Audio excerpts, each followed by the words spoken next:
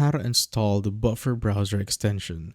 So first is go to the Chrome Web Store. So just basically search it on Google, then click on the first link that will pop up. Once you're here, just search for Buffer and it should automatically pop up right here at the very top. So click on that. So it should look like this and the developer should be Buffer Inc. right there. Then you simply need to add it to your browser. So I'm using Brave, that's why it says add to Brave.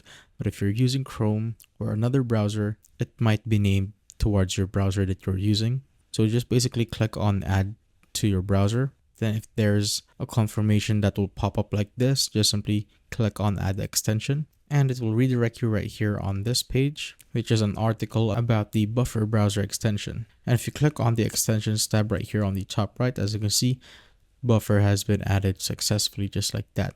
And if you click on Buffer right there, this will pop up so you can create a post or save an idea that you want. So if I click on create a post, it will redirect us to the Buffer website and automatically right here on the Composer just like that. So this can be helpful so that you won't have to go to the website again and again. So you won't need to open up a new tab, then search for Buffer.